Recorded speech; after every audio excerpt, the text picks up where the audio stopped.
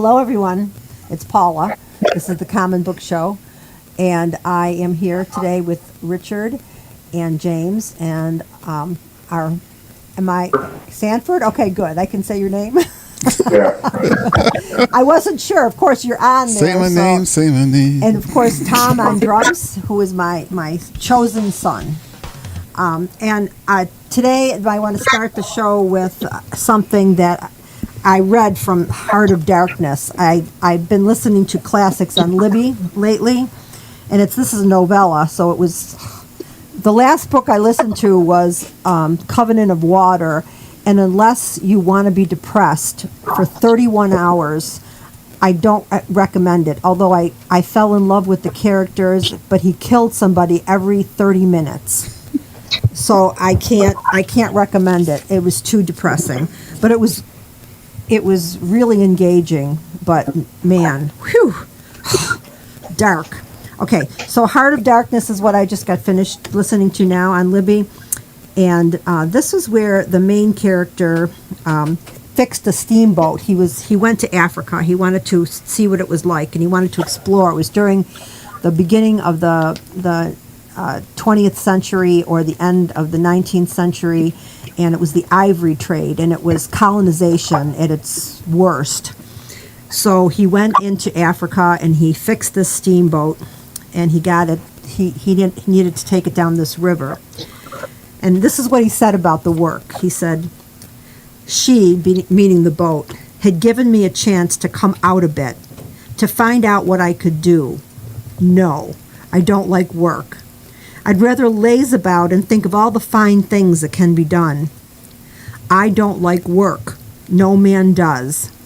But I like what it is in the work. The chance to find yourself, your own reality for yourself, not for others.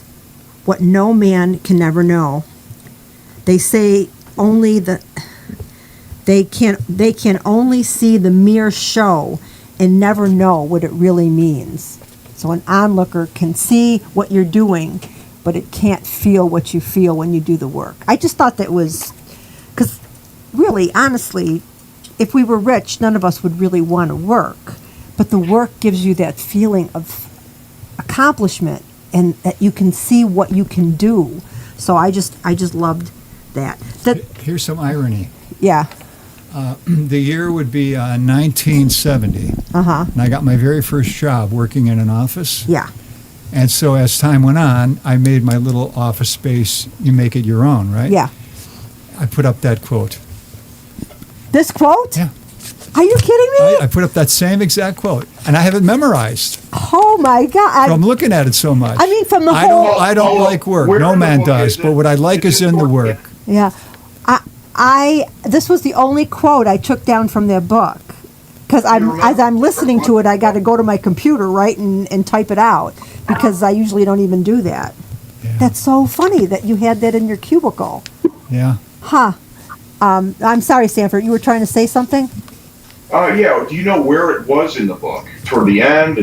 No. It was toward. It was like, I would say, a third of the way through. It was after he had gotten to Africa, and after he got to the place where he was supposed to be, because he had been sent by the government, right? And he got to the place and found out that the boat was not in working order, that he was supposed to be the captain of this boat. So he had to get, and he kept repeating the part that he needed, and he couldn't get this part, and it was frustrating, and there was and everybody was corrupt, and they were treating the natives with, terribly, and he could see all this because the character, even though the character was not a poet, he had the soul of a poet, and he could see the things that were amiss, this character. But so Kurtz was the guy he was looking for. He had to go look for this Kurtz guy. And by the time he got to this Kurtz guy, he was crazy. He was power hungry. He had stolen all the ivory from everybody else, and he was hoarding it. And he wasn't going to give it to the government. He was going to keep it for himself and make himself rich. Well, finally, when he gets him on the boat and starts taking him back, he ends up dying. He's taking Kurtz back. And Kurtz ends up dying. But Kurtz is engaged to this woman in England, Yeah. or was it France? Doesn't matter. Doesn't matter. So the last words he said, because Apocalypse Now is based on this book, right? Right. So the last words he says when he dies, because he's like out of his mind, the horror. Just like the movie. The horror, right.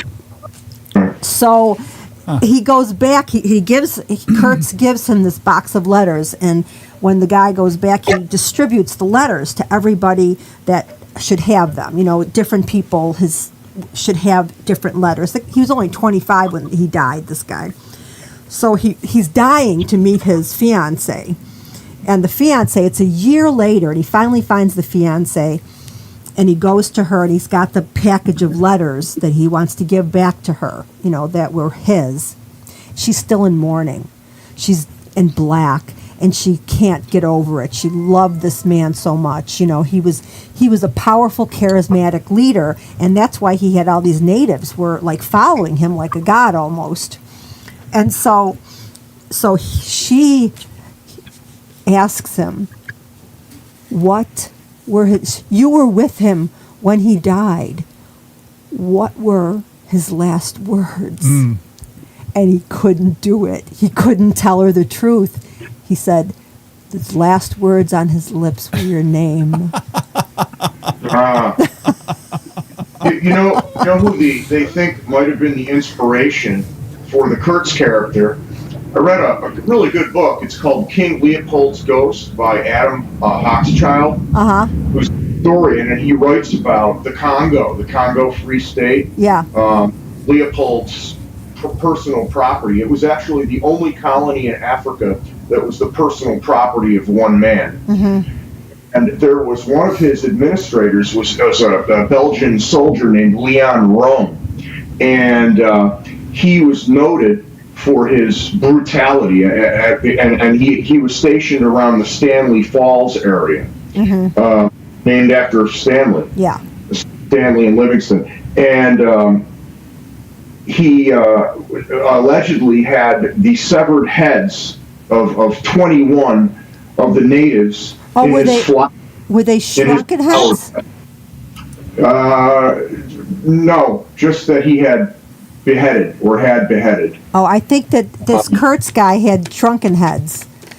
So okay, I don't remember if they were shrunken or not, but he had the skulls of the severed heads of 21 Congolese.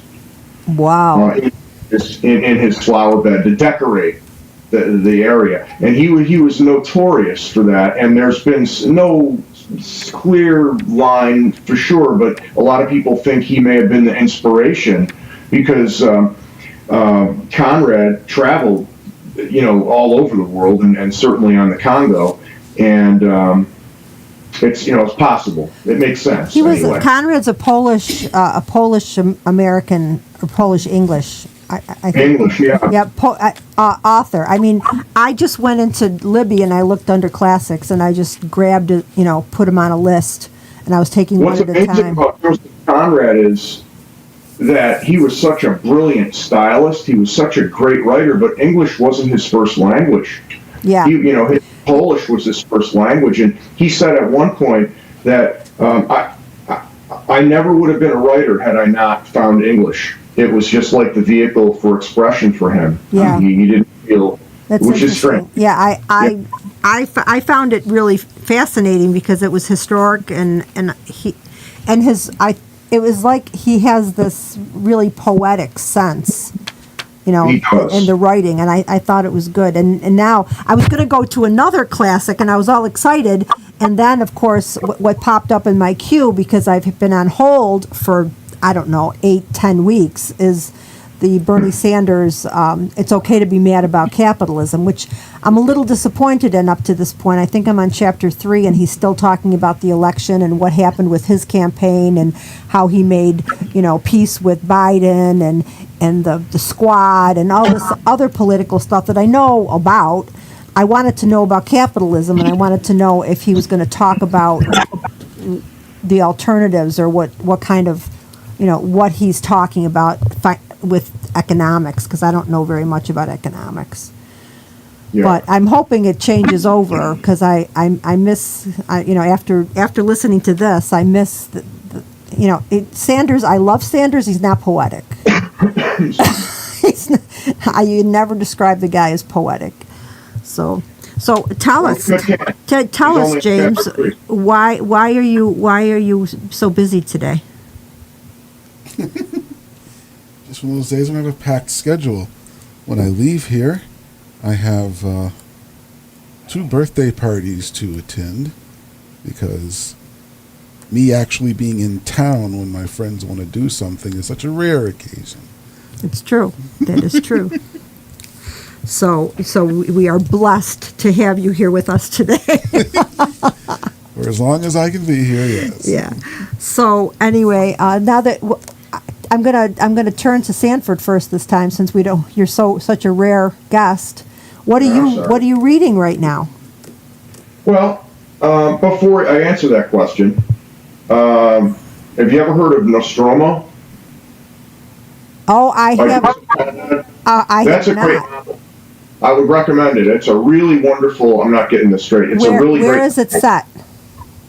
It is set in an imaginary South American republic where there's a revolution, and in the middle of the revolution, the main character is his honor, his sense of honor is challenged by this gold that in the chaos he wants to get. But it's really a brilliant book. I'm not doing it justice by that. Well, it seems like Conrad has a running theme of greed being a motivating factor in the lives of men of power. Yeah, I think that's very true. That's a good observation. But as far as I don't know if they have that on Libby. I'll have to check because it's great. It's a tough read. If you read it, the first third of the novel is so descriptive and dense, and I almost gave up on it. But after about a third of the way, it's mesmerizing. It's one of the best things I've ever read. It's funny. I had a hard time with the first third of this book, and I almost gave up on that. But I thought, you know what, I'm gonna, punch through it and I'm glad I did because it was fascinating. It was just that setup. The setup was long. Yeah. But as far as what I've been reading, I've only been reading piecemeal lately because I've been so busy with school and trying to get everything done for the end of the year. Yeah. Preparing my students for the final exam, so they've all written essays, which I'm getting into reading now. Also, because I'm teaching psychology now for the second time and I know the material better, I've moved a little bit more quickly. Yeah. So the final chapters, if you will, of the course, I've had to kind of, I would fill out a little bit more and, just expand a little bit in pieces, and that's kept me busy. So it's just been kind of tough. But as far as reading, but I have finished reading, because the last time I spoke with you, I think I mentioned that I'm rereading Dostoevsky, and I finished reading Crime and Punishment. It's a long one. It was such a different experience reading it this time. And but again, a chapter here, a chapter there. I haven't sat down for hours and hours and read it. And now I'm starting to reread The Brothers Karamazov. Oh, that's my favorite. That's my favorite one. Different than I remember them, having read those books 30 years ago. They've really not only grown with me, but I guess I've grown. And I think there's something about when you read, as you're older, your brain works differently, and I think I have a better eye for detail and a more vivid view of. That's not a very good. I'm not very articulate statement, but it's just that the books seem more vivid to me, and there's an awful lot in Crime and Punishment, for example. I don't remember that the book only takes place over like an 8-day period or something like that. It's very concentrated. Yeah. And a lot of the other characters, I also forgot how tough it is to read because the Russian names. Everybody's got nicknames, right? Right. Okay. When I'm trying to respond to you, we're cutting you off. So we have to talk like walkie-talkies. So Okay. with Crime and Punishment, the thing I found very helpful, sometimes they do it in the beginning of the book. They'll give you the name and all the list of patronyms and nicknames. They'll put it in the beginning of the book so you can refer back and see who's talking. If they don't do that, I take notes. I put the notes down. Okay, this guy is the same as this guy, is the same as this guy, and this way, when I see that, I can refer back to that note and see who's talking, because it is very confusing. That's one thing I learned. My translation did have that, but I did find that I had to go back and forth quite a bit because it's the jumble of names. About 3/4 of the way into the book, you know who everybody is, but it's a while, right? And I was also surprised at how much more the book is about. It isn't just about a narcissistic murderer. There's an enormous amount of compassion in that book, and it's a great depiction of Russian society, or St. Petersburg society in the 1860s, and it just shows the poverty and the absolute hopeless lives that so many people were living at that time, and the rampant drunkenness and the rampant prostitution and crime. And it's really a commentary on the society at the time, and I think Raskolnikov is a product not just of that environment, but for Dostoevsky, also a product of a lot of Western ideas that he himself was rather critical of at that time. So, he had a very, maybe calling him a nihilist maybe isn't quite the right word, but I don't know if that was your impression when you read it, or Richard, because I know you've read the book. Yeah, I've read it, but what's the brothers Karamazov, the story about the Grand Inquisitor within that text, that was my vision for Sweet Jesus. Although Greg's vision was using Miracle on 34th Street and having Jesus instead of Santa Claus. So we combine those two ideas.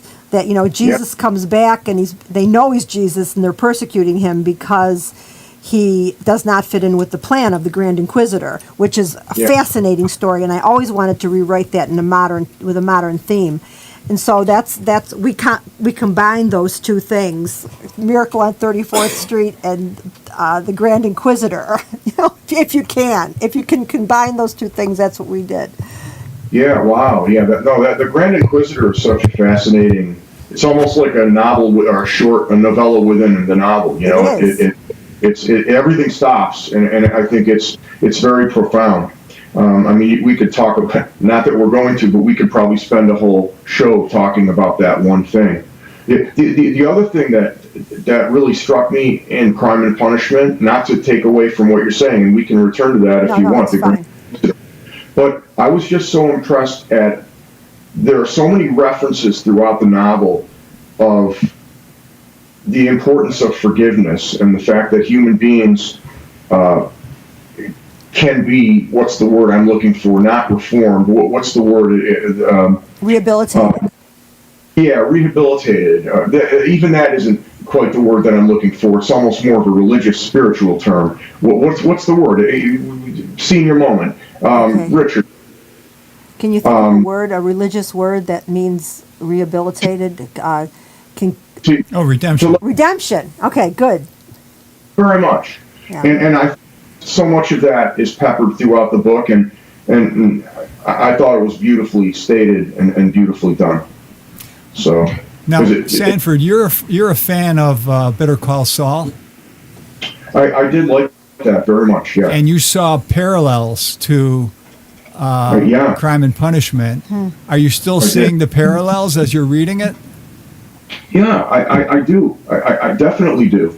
I'd have to see Better Call Saul again, because you and I had a conversation about that, and I'd like to be reminded of exactly which episodes. I mean, it was at the end, but I'd have to see it again. But yes, I definitely do see the parallels there. Definitely. In fact, I think you told me that you had read some review after we spoke, and this commentator or reviewer or whatever had similar thoughts. Am I misremembering? No, your memory's good. Yeah.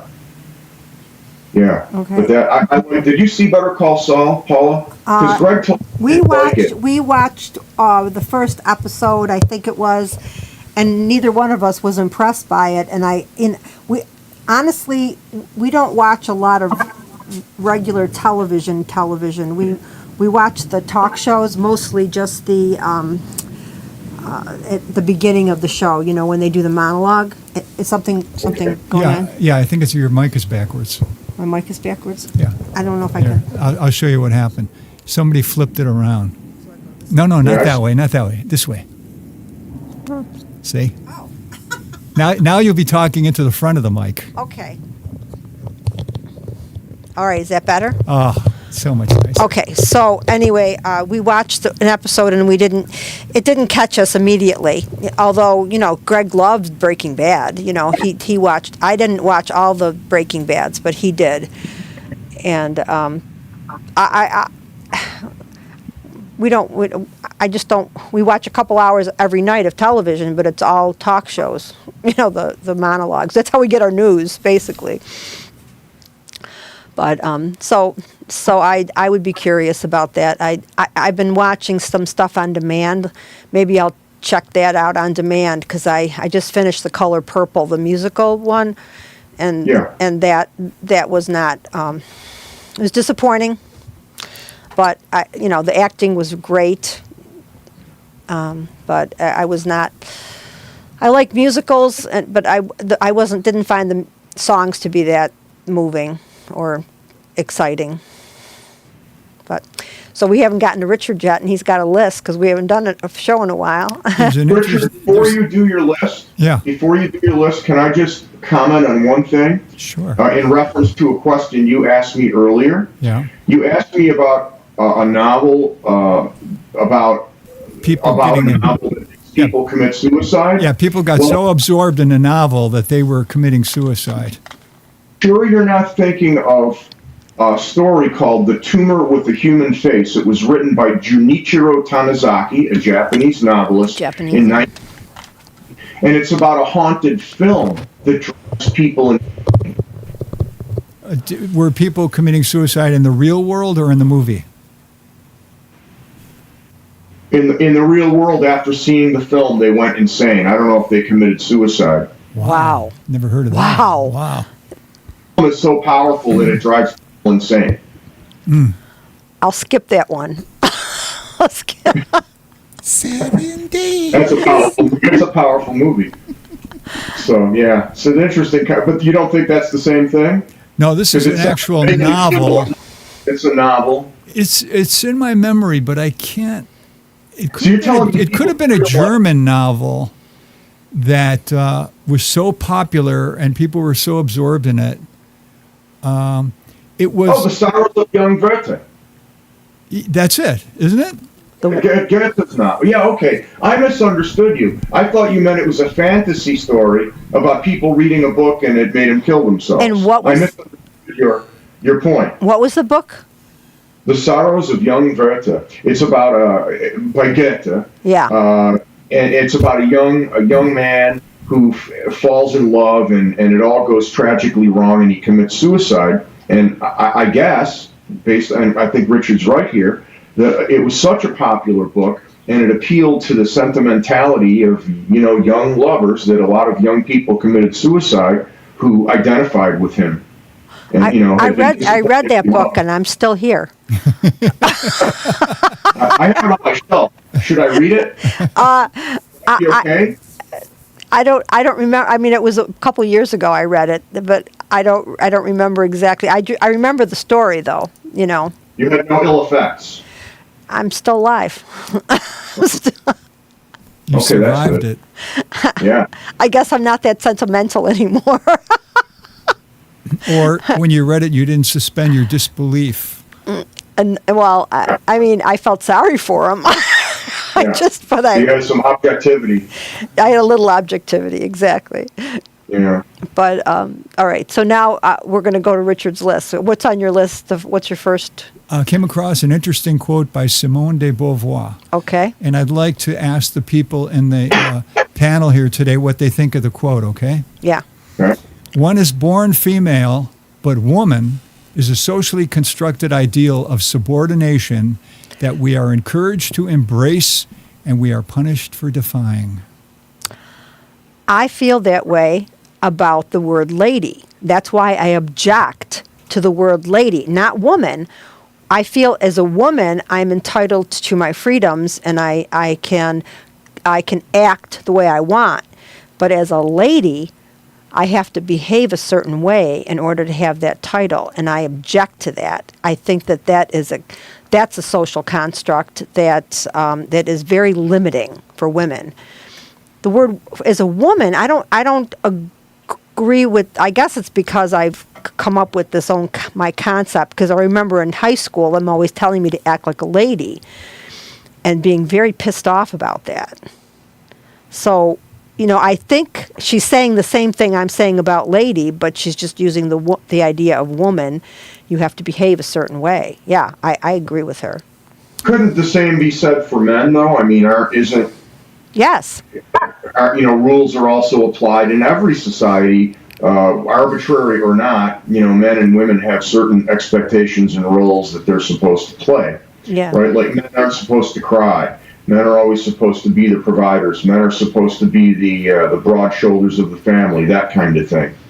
And that's what Nietzsche was talking about when he was talking about Superman.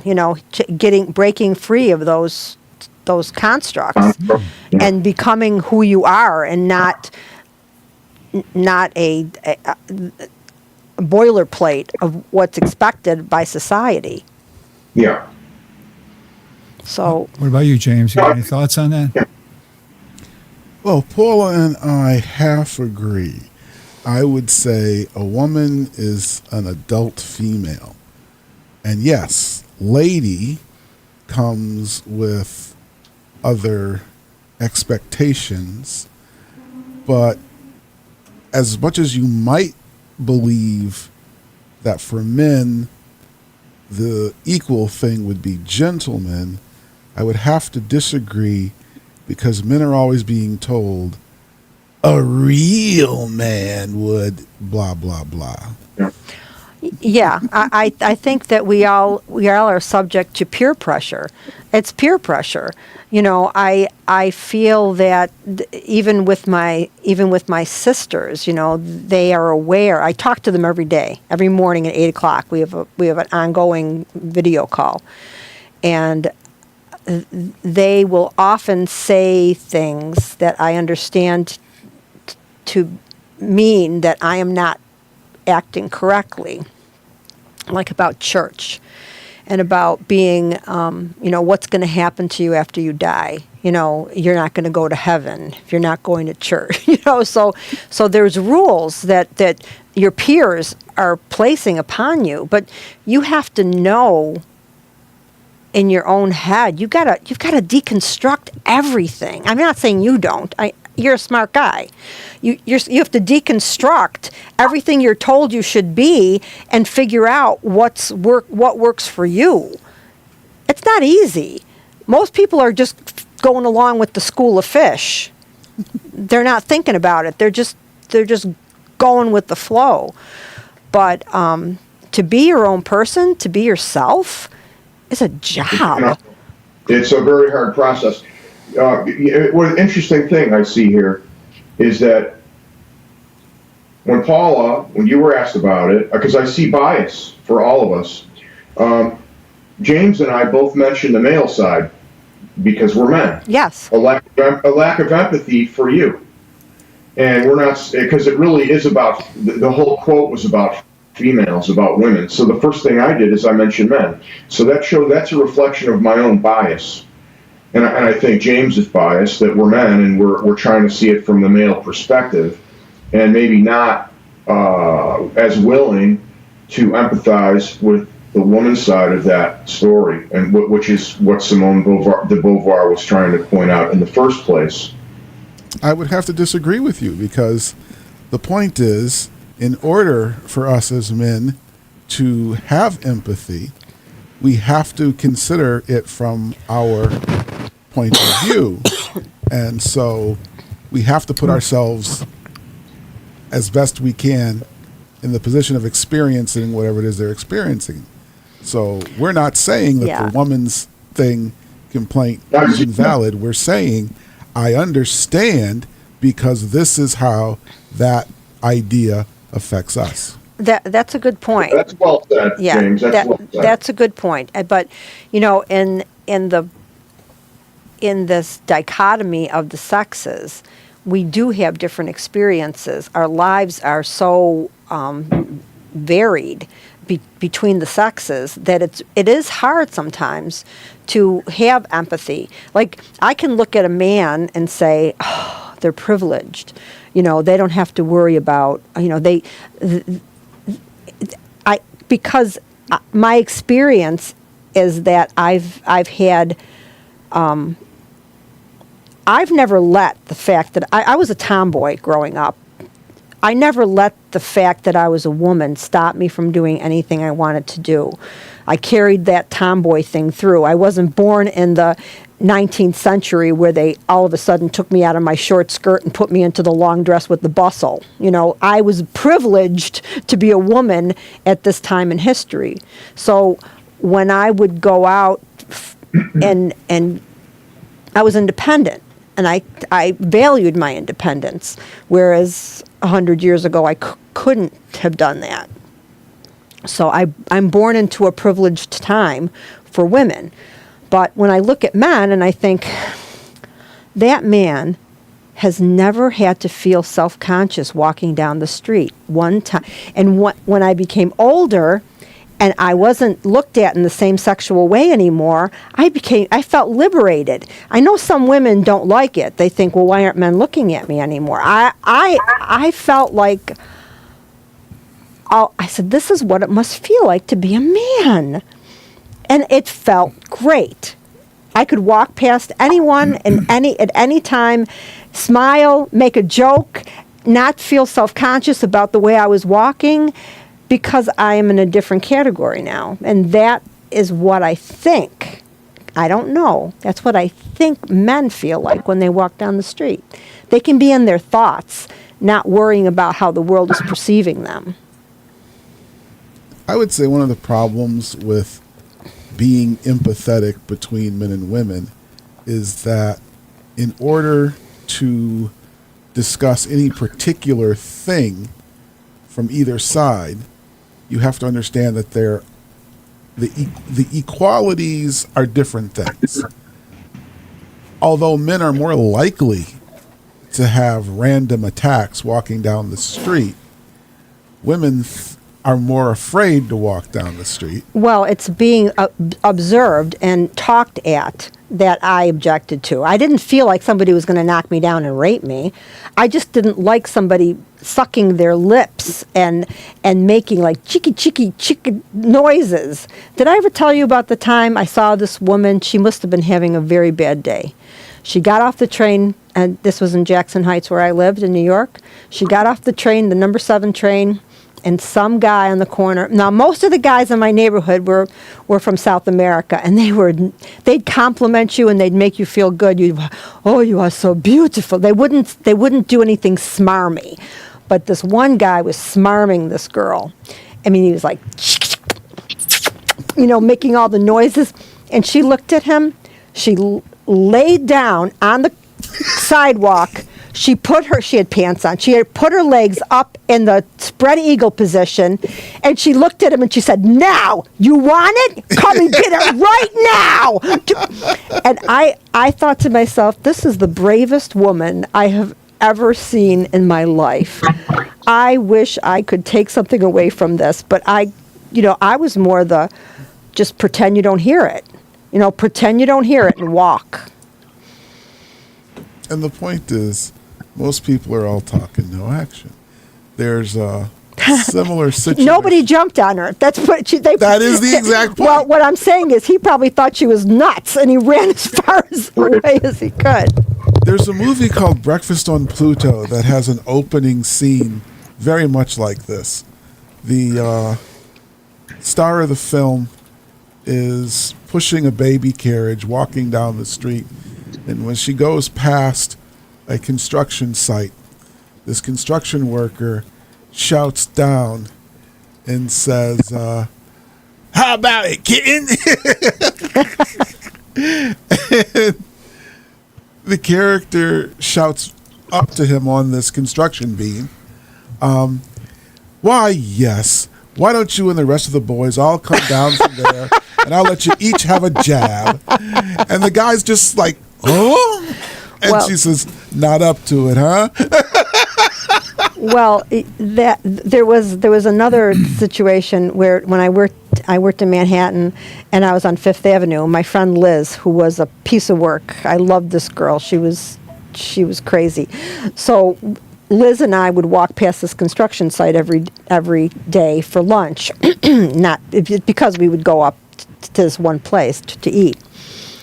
And the construction workers, they would take lunch at the same time, and they would hold up signs with numbers on them, and they'd rate you as you walked by. So we noticed this, and it was pissing us off. So we brought our own signs. We brought zeros.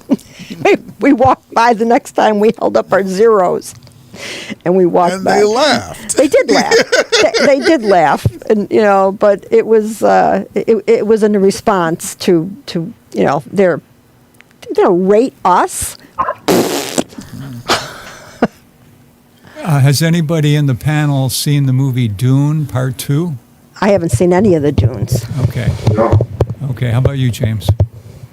I've definitely not seen the new one, and I don't believe I've ever been able to sit through an entire Dune movie ever. There's a man and a woman who are close friends. Mm-hmm. He takes the route of the warrior. She takes the route of the priestess. Mm-hmm. All right. She goes higher and higher in the female priesthood, and then finally, she has a chance to be the mother superior of the entire female priesthood.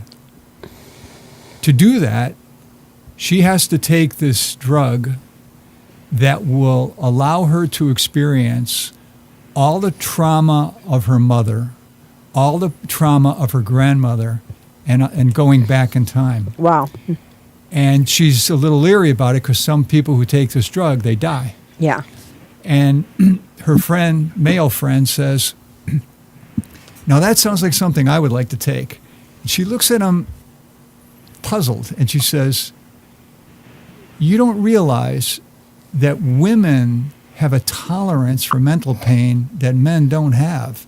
And if you took it, for surely it would kill you." Yeah. Does she have a point? I would say no, but, my knees are soggy. Well, I don't know about physical pain. Women generally have more of a capacity for physical pain, which, by the way, I got my shot in my shoulder, took the inflammation down. I can move my arm around now. Look at this. Yesterday this shot was. And it took all the inflammation out of the rest of my body. I was crippled for 3 weeks. It was awful. And now I'm back. What kind of a shot was it? Cortisone. Yeah.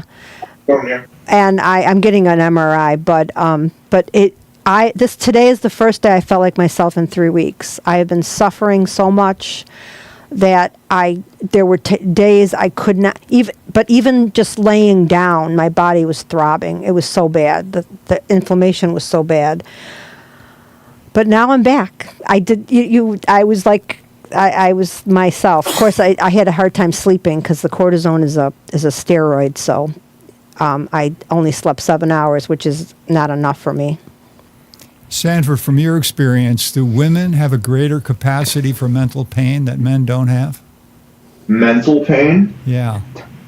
No, I don't think, I can't really measure that. I don't have any objective basis of measurement. In my experience, based on my own observation, I've seen very strong women and very weak women. I've seen very strong men and very weak men. So I don't know.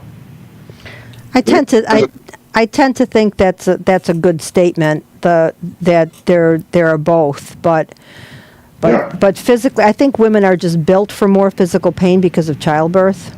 I don't know That- about mental. I mean, you know, you lose children. That's hard on women. You build these children in your body, and then if they don't survive, that's heartache. You know, but Evolutionary tolerance built in there, maybe. yeah, but I think there is something to be said for the amount of pain a woman can endure, physical pain. Yeah.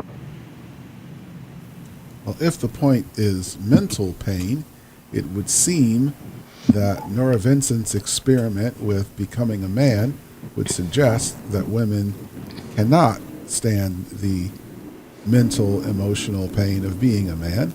The experiment was supposed to last 2 years.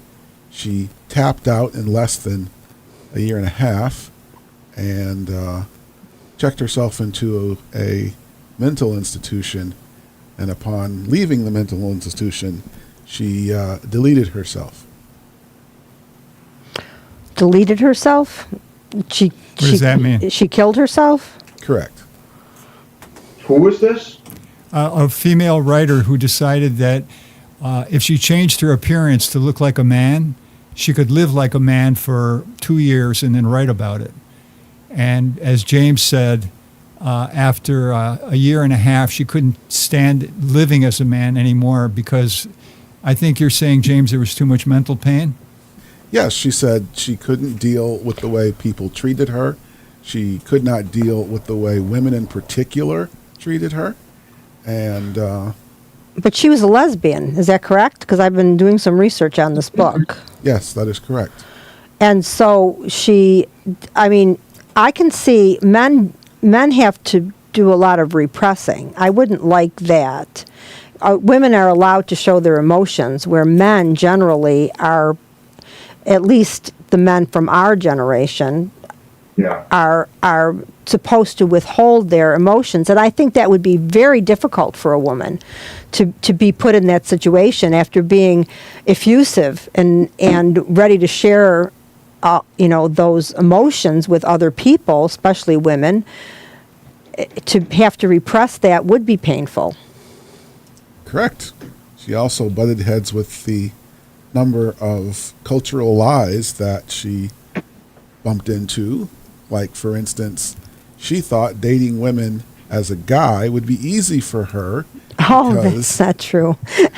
Exactly. Because No, I would never want to be a man for I have never been the aggressor in any relationship. I've always been, I mean, not that I don't choose. I know women do choose, but I've never been. I would have died of embarrassment if I asked somebody to go on a date and they would say no. I don't think I could handle that.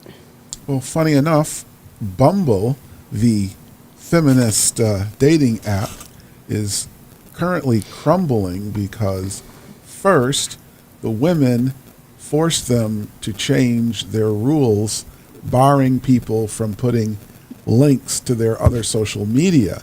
Because, see, if I see that you have an Instagram page on Bumble, which doesn't let the guy talk first, I can go to Instagram and send you one of those horrible anonymous hello, how you doing messages that Bumble is designed to keep you from being able to do. Women complained to the point where Bumble gave up on that and let them put their darn Instagram links in their profiles.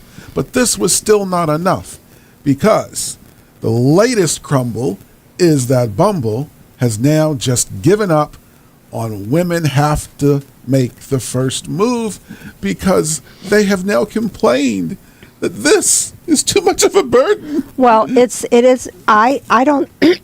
I never wanted to be put in that situation where I was rejected. That's terrible. Men have to be rejected a lot. I understand that, and I wouldn't want to approach somebody and be rejected.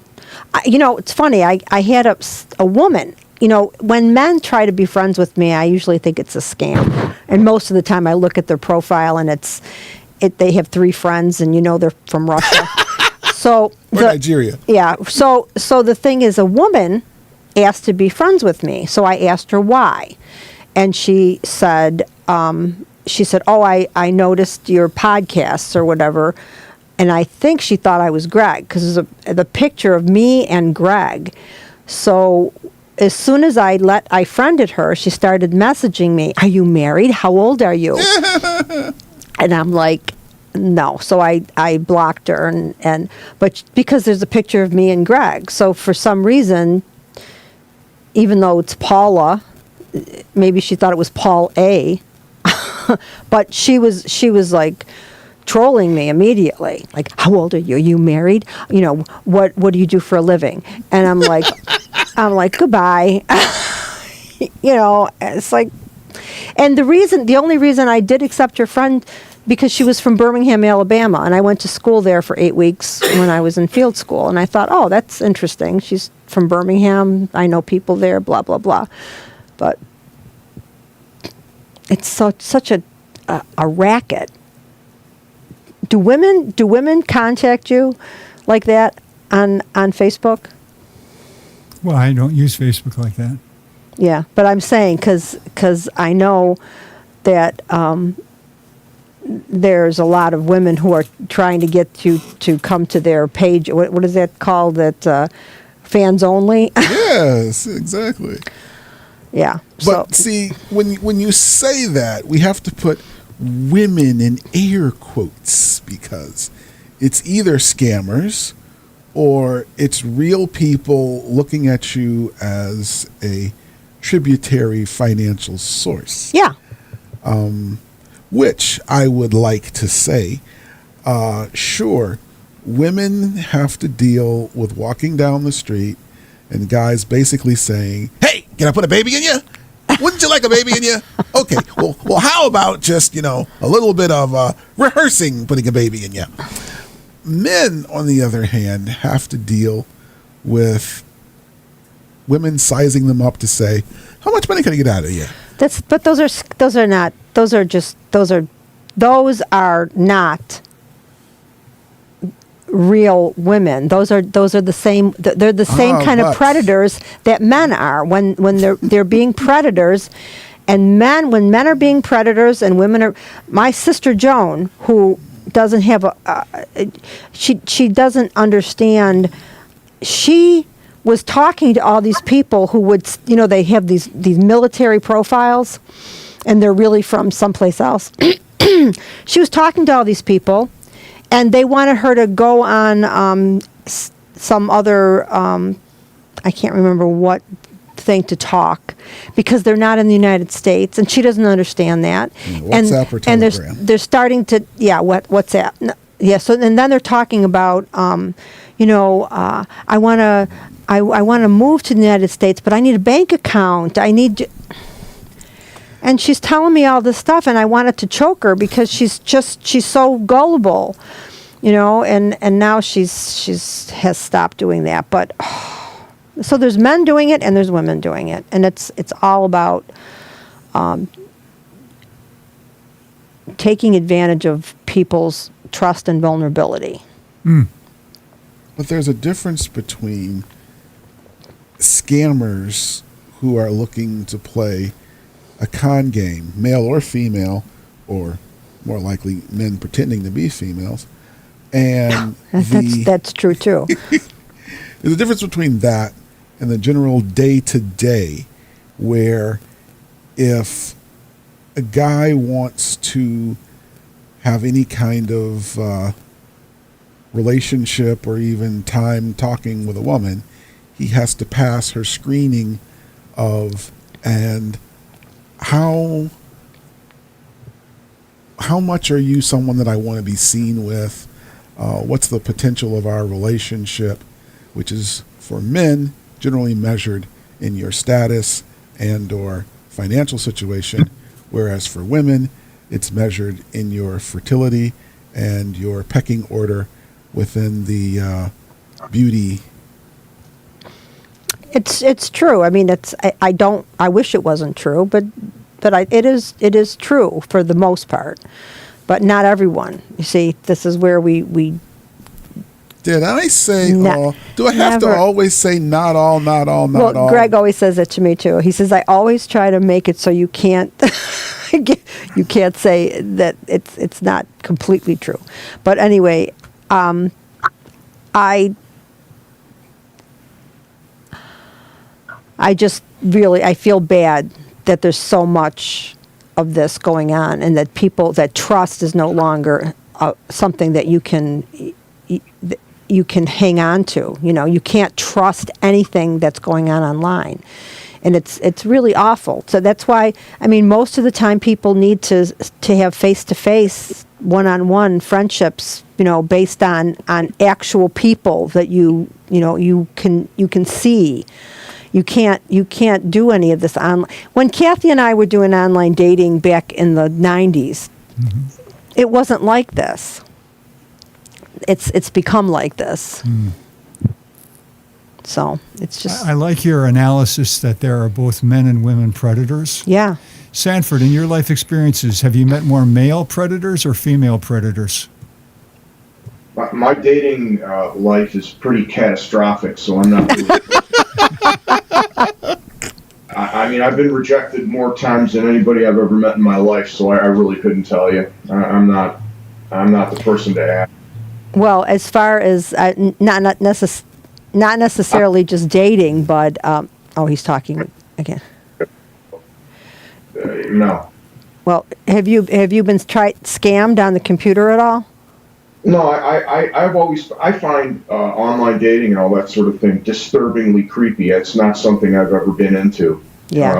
I prefer meeting people face to face and dealing with people directly. I don't like cell phones. I like people, but I like individual face-to-face discussions, and I never bought into the whole thing. Yeah, I agree with you. It's become dangerous. It's particularly for kids, who are really trusting, and there are a lot of predators out there, male and female. And that's extremely dangerous for our children. That's who I'm most concerned about. Adults, you take their chances, but that's not an area that I've ever put any faith in or time in or trust in. Yeah, I agree with that. So how far did we get off the topic of? Oh yeah, you put up that quote, and then we just went on a tangent. Do you have anything else that you wanted to talk about today? Because I'm fascinated by the predictable and the unpredictable. Okay. All right, meaning what something was supposed to be and what it turned out to be. All right, the predictable and the unpredictable. This is interesting. I'll give you two examples. Okay. Okay, the predictable. In 2017, Facebook shifted the company's focus away from the news feed and toward groups of meaningful communities, such as support groups for women, disabled veterans, groups for fans of the video game Civilization. Okay, here's what happened, the unpredictable. It helped connect large groups of vaccine skeptics, election deniers, and disinformation peddlers who were then able to coordinate and pollute the internet with lies and propaganda. Interesting, huh? Well, because you're getting groups of like-minded people, and it becomes a bubble. It's a bubble. As far as I'm concerned, I was thinking you were going someplace else with this. I thought you were going. I have this thing that I keep in my head all the time. You can't. Expectations are dangerous. If the minute you expect something to happen the way you want it to happen, you're setting yourself up for disappointment. So you're trying to repress expectations. It's like a life work for me these days, But that's not really where that went. But the expectation was, you're gonna create these meaningful communities of people, but then in fact there's still a lot of Russian infiltration on all of these social media groups. They're doing a very good job of creating distance between groups of people. The liberals and the conservatives. Russia wants this to happen, and China. They want us to be like this. They don't want us to be together. They don't want to keep us in a cohesive group. Americans.